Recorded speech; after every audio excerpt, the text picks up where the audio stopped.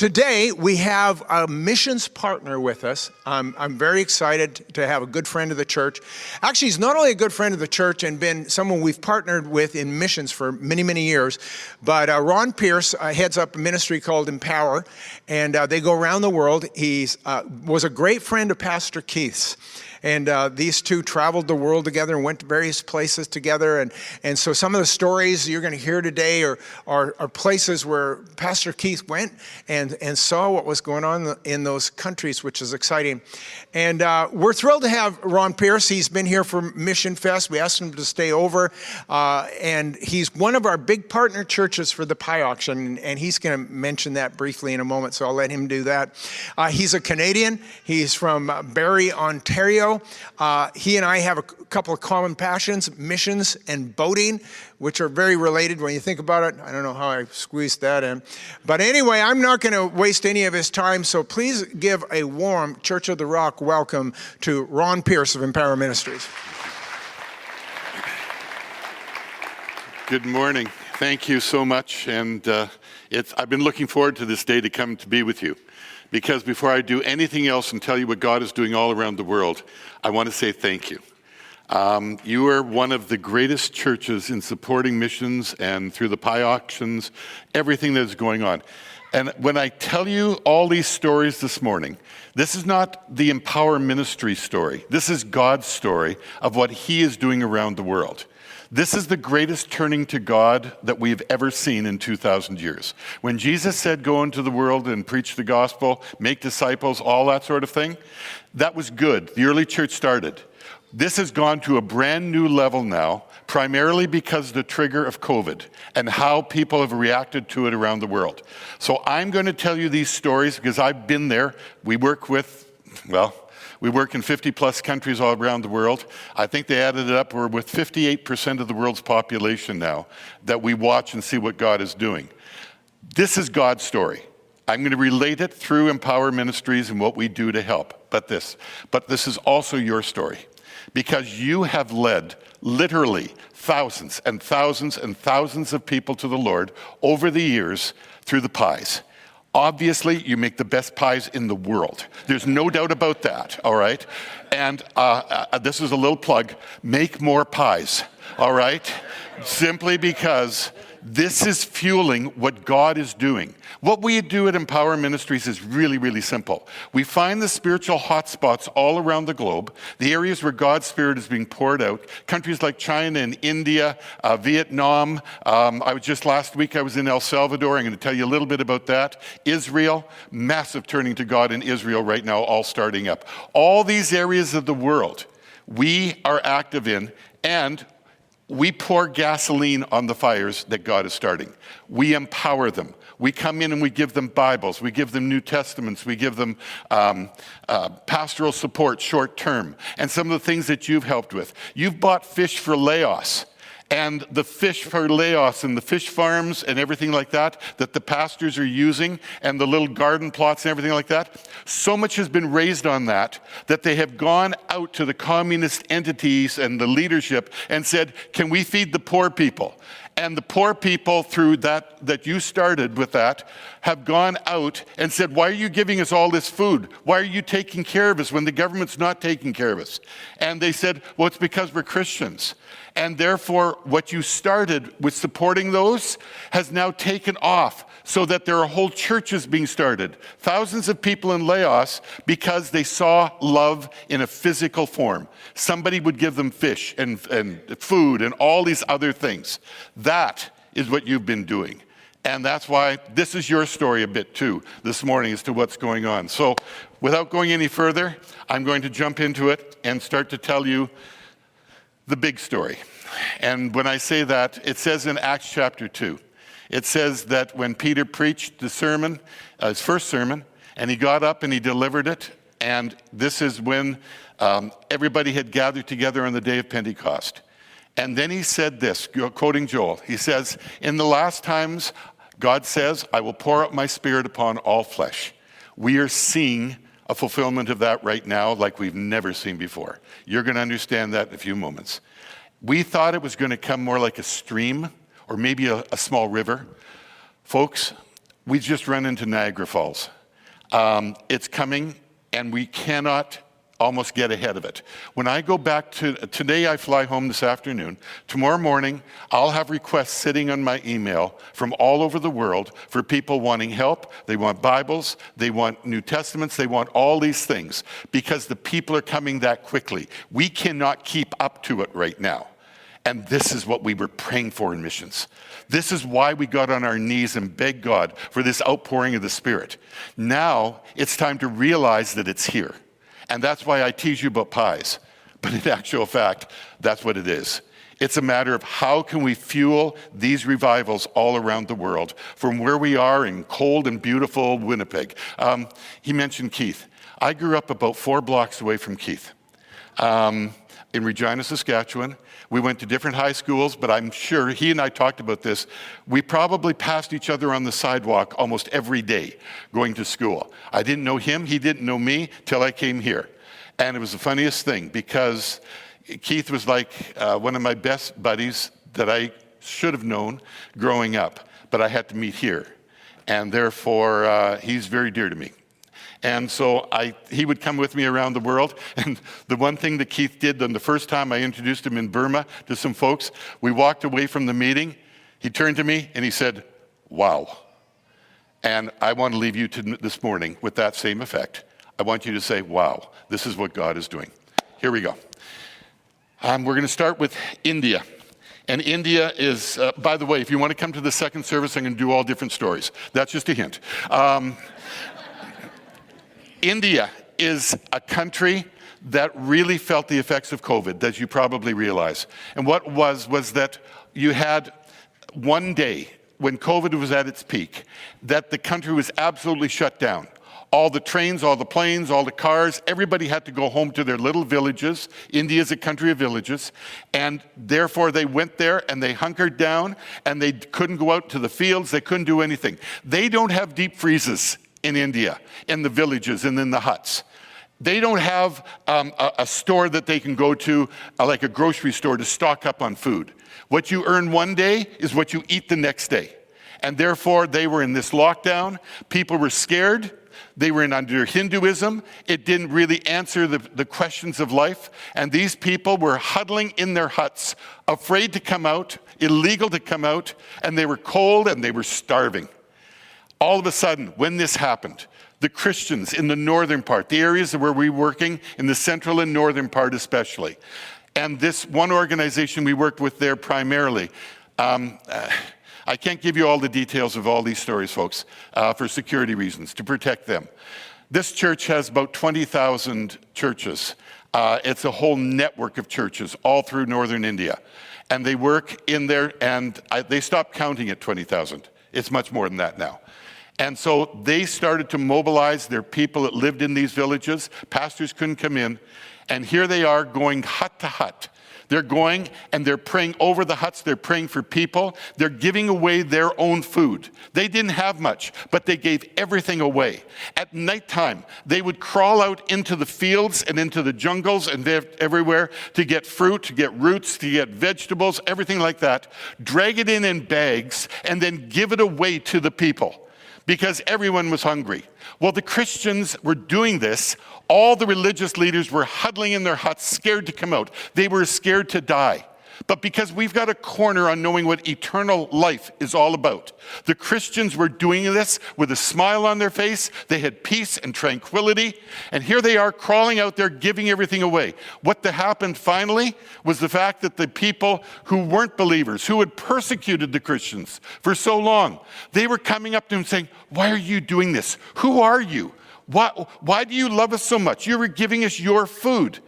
And they got to explain the gospel to them.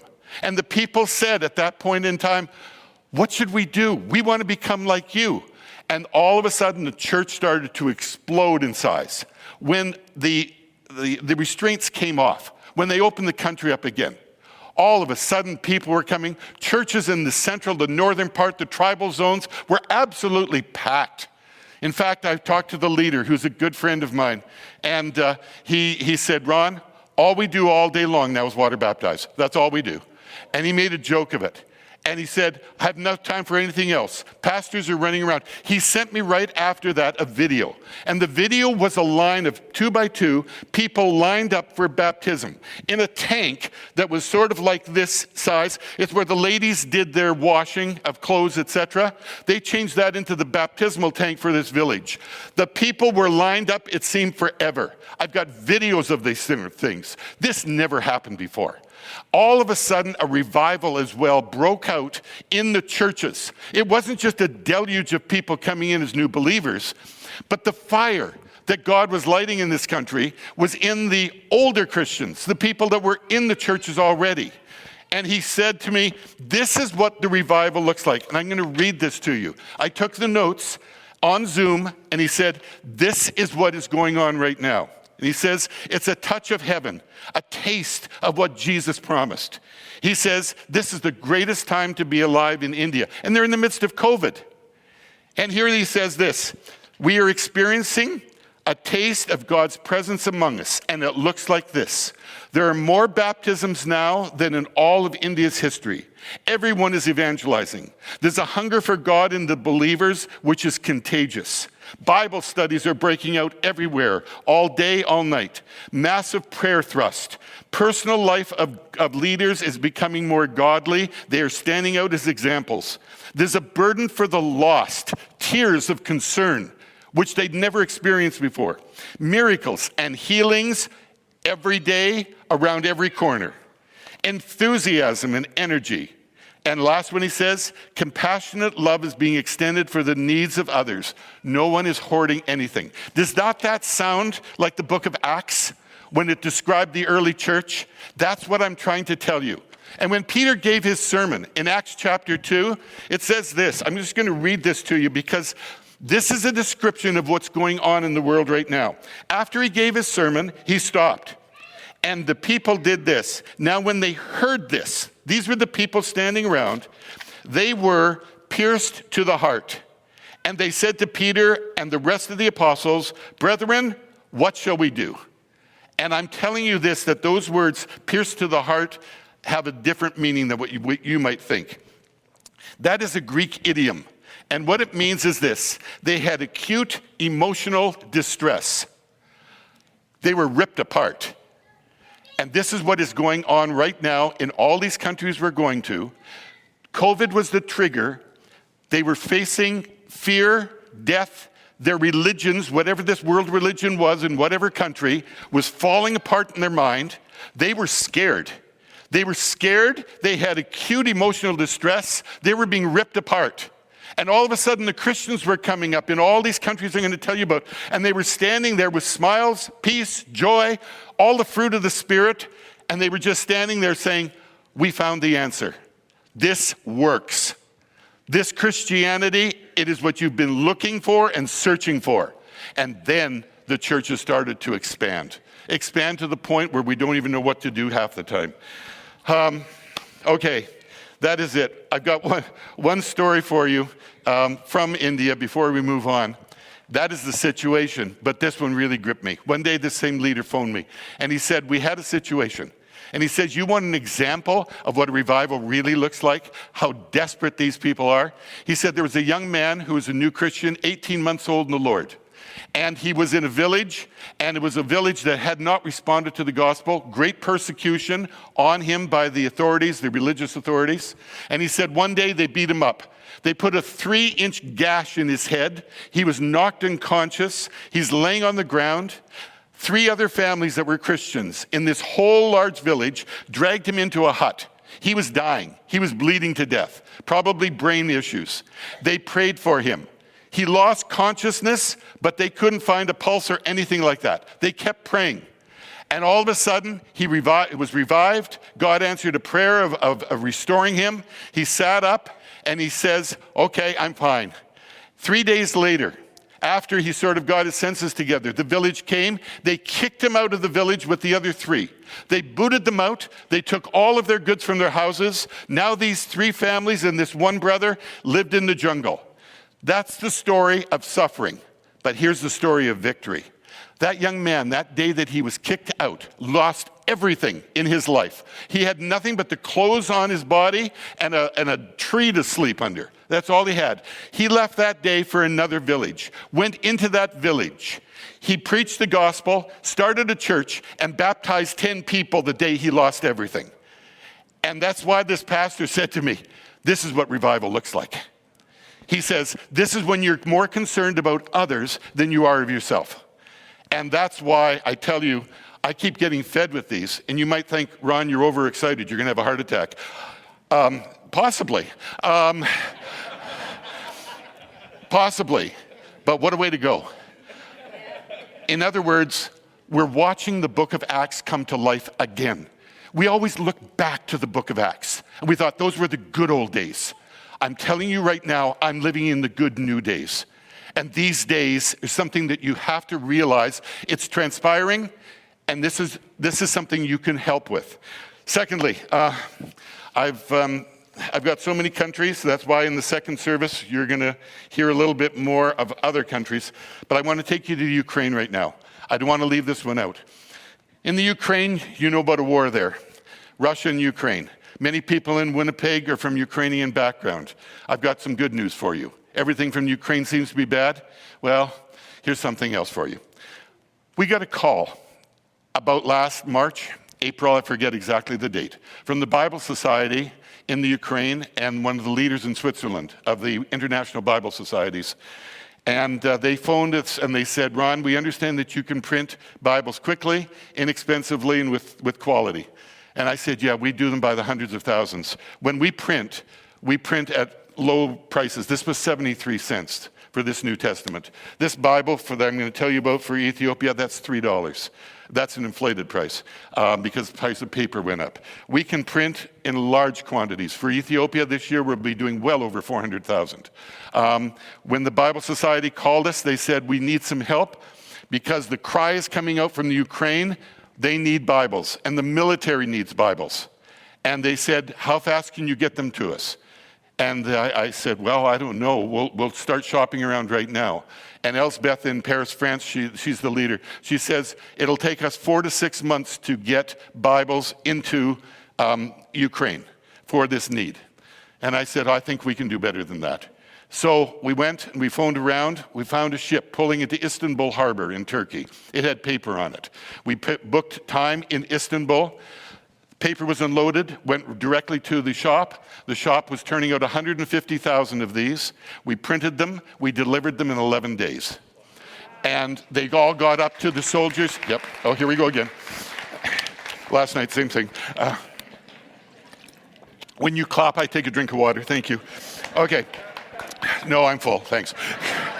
So they took these, and we had, I think it was like 30,000 of the military. And we had the Ukrainian, this is the standard one for the general population. We were giving these out. Got calls afterwards from the military. They need more. They need more. Just last week, we got another call from the generals. And they said, we need another 50,000 at least, if not more. So we're doing 70,000 right now. All of this has been growing in size. Why? There are 800,000 troops, Ukrainian troops, in the army right now. Everybody from the men from the ages of 18 to 60 are being conscripted for work there and service in the military. Also, they're taking 16-year-old boys, taking them over to Poland for training. And therefore, this is a war situation which is ramped up. The church in Ukraine has usually been Orthodox or Catholic, very few evangelical works. The gospel, as we know it, has not been preached there. If it has been preached there, it's had limited results until now. And when we've gone in, we've given it to the national evangelists that are in country, pastors, etc. I've got pictures of boxes of New Testaments, just like this right here, being ripped open. People, hundreds of hands in there to get a copy of this. They call this now the Book of Hope, because there's hope in nothing else. Why is this going to the soldiers who are requesting this? This isn't just something like, guys, if you want a New Testament, they're sitting around. These are soldiers that have no hope up until now. They've never seen salvation. They're going to be at the front lines of death. And therefore, they want this. They want to know what this says because they're seeing their lives ripped to shreds. Is this acute emotional distress?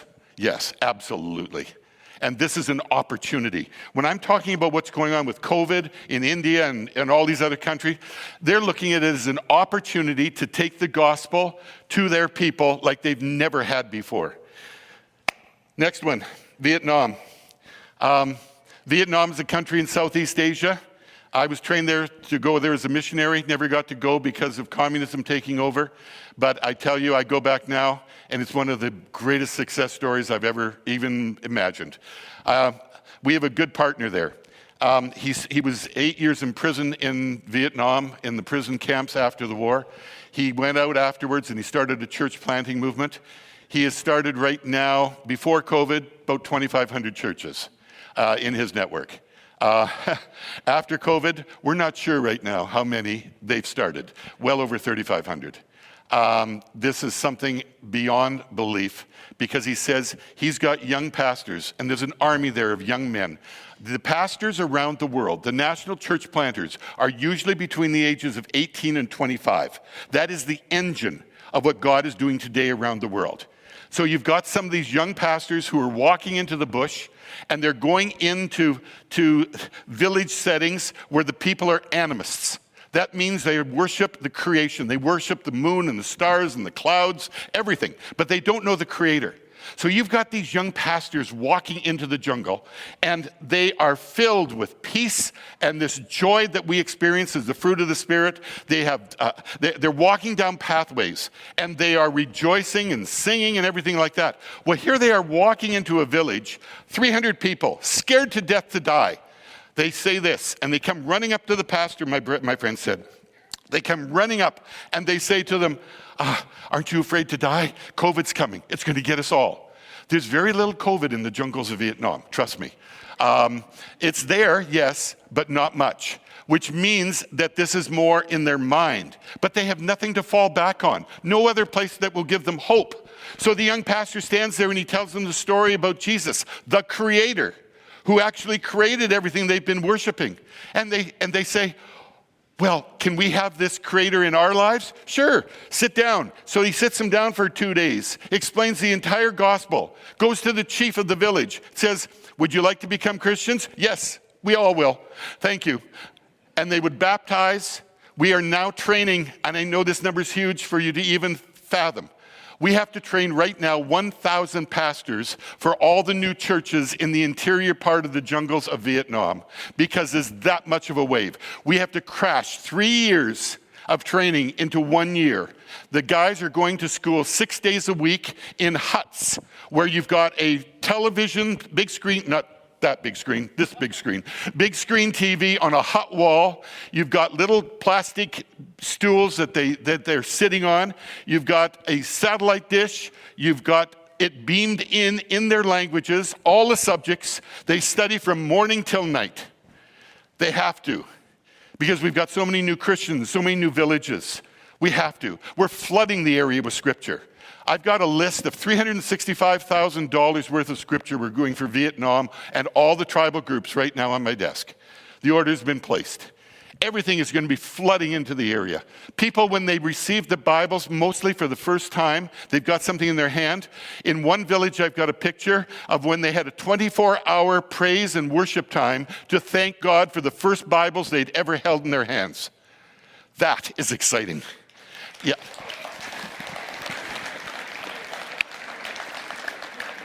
I need every second. That's why I'm double with you whenever you do that. Here we've got a couple of stories.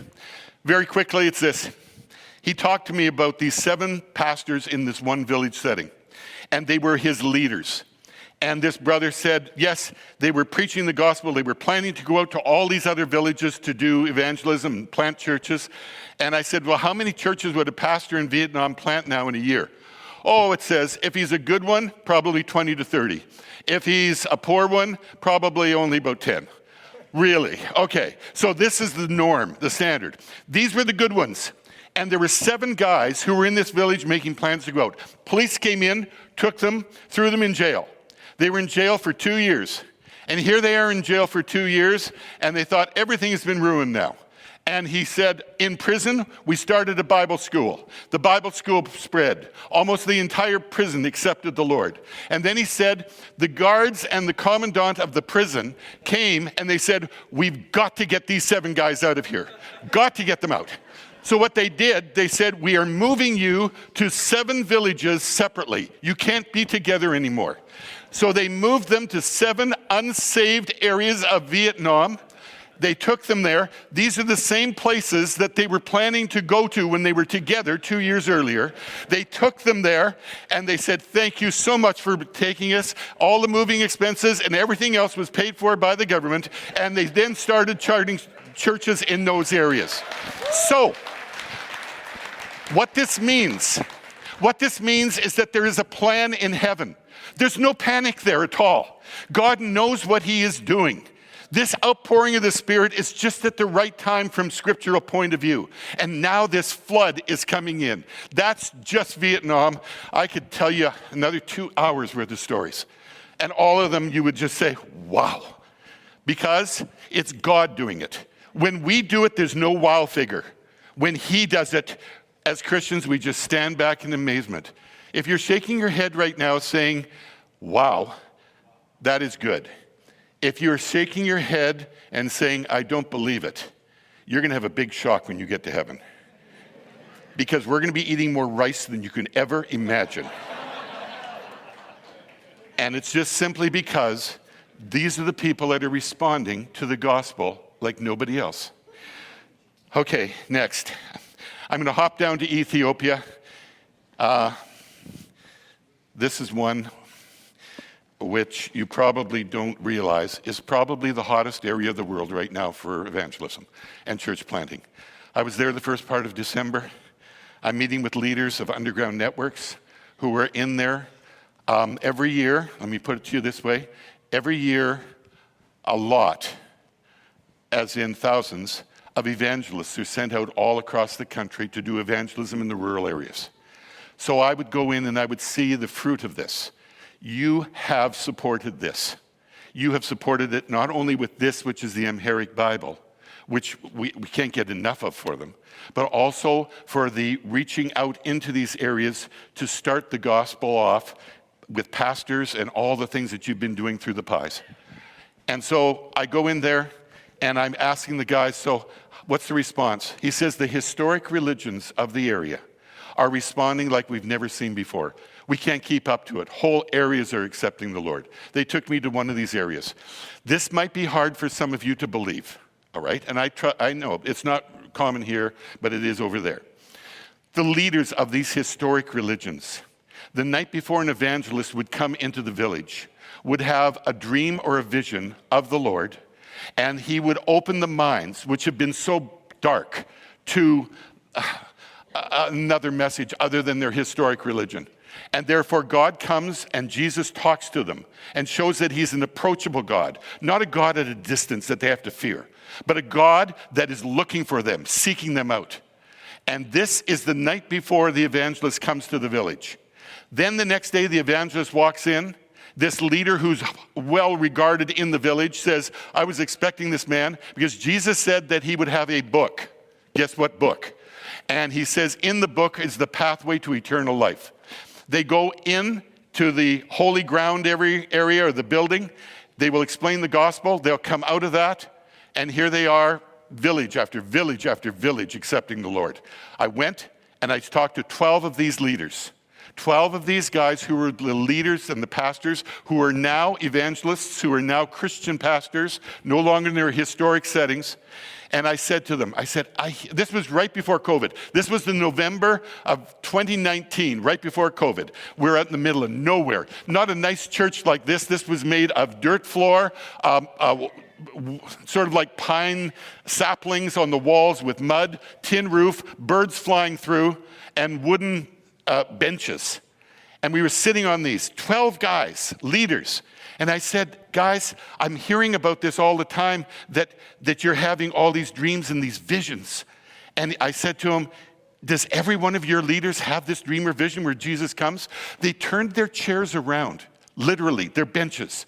They ignored me for about 15 minutes, and they were talking amongst themselves. So I'm sitting there with my translator, and they're just talking amongst themselves. They turn around after that, and they look at me, and literally, these are your exact words. They said, Ron, we're sure there must be a leader somewhere that hasn't had a dream or a vision, but we don't know who it is. In other words, it's almost 99% of the people there to open their minds. Why there and not other areas, I don't know. I don't know, except Ethiopia is the capital, as they call it, of Africa. It is very influential. This is where the Spirit is being poured out. The people love it. I'm going to tell you another story, and this is one that I'm telling you simply because when I heard it, and I met the pastor eventually, and he told this to me directly, this spells what's going on in Ethiopia today. There was a church. It had come from one of these historic religions. It had 400 people in it now.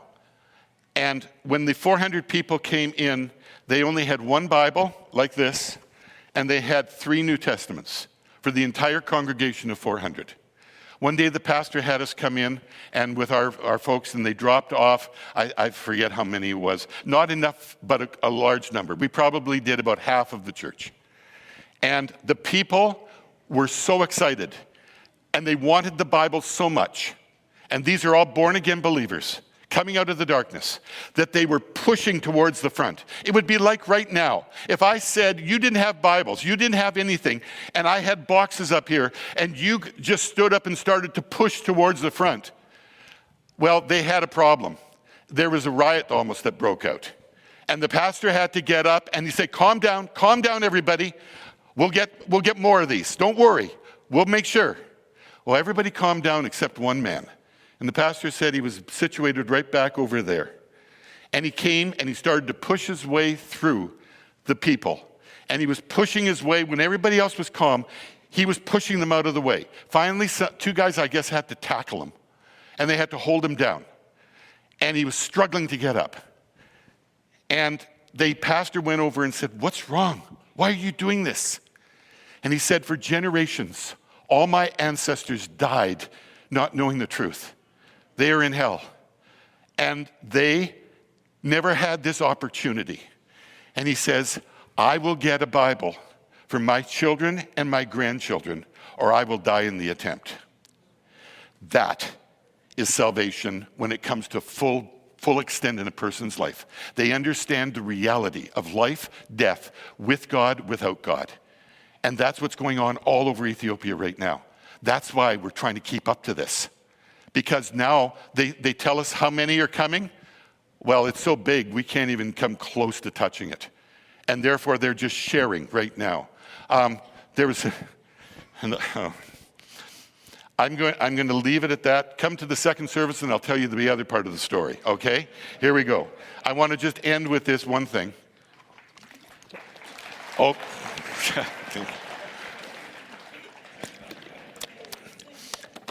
quickly, I want to take you to Israel. Israel is starting to turn. The Bible school in Israel has an arm to it called One for Israel. And they just put out a declaration saying that this is now the greatest turning that they've ever had as a nation back to God. It's starting, and we work with 350 of the congregations there, Messianic congregations, all the ones in the land. And they have told me, I've been in there, I'll be in there in 2 months, and I'll be there in 4 months.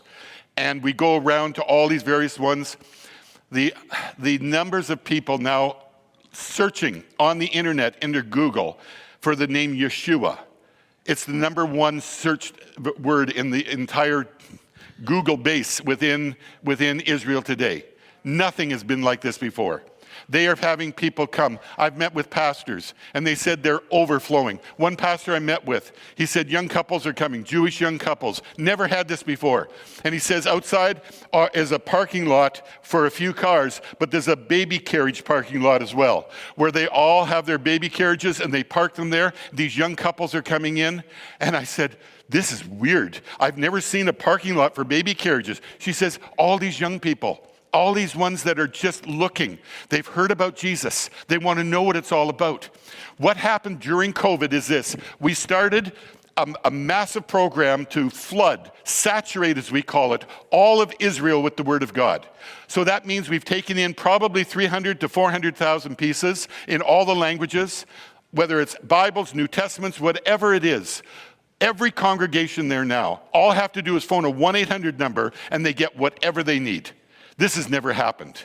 And we knew that we had to back this up. We worked closely with Victor Callister and the Bible Society of Israel. They're wonderful folks.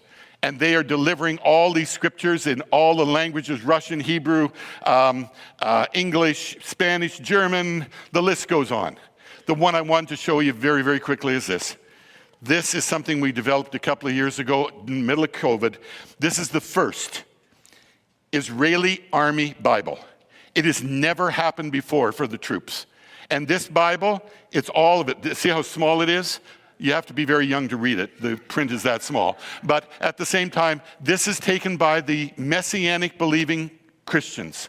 And it's taken, and when they're in their 2 to 3 years of home service in the army, they take this with them up into the trenches, on the tanks, wherever they go. They can't take their cell phones. Nothing else to do. Isaiah 53 is forbidden to be read in the synagogues of Israel today. That is the chapter that talks about what the Messiah will look like. It's a perfect description of Jesus. They say, do you want to read what's forbidden? And they say this to their unsaved young people and their friends. And they say, yeah, we want to read that. So they read Isaiah 53. And then they said, well, that's not so bad. That sounds like Jesus. And they say, yeah, read Matthew, Mark, Luke, and John now. We are giving these out in black and white, shall we say. We're giving them out in camouflage. We're on our 4th printing right now for the military. Because these young people are eager to find out what was hidden from them for so long, that the Messiah has been found. Okay.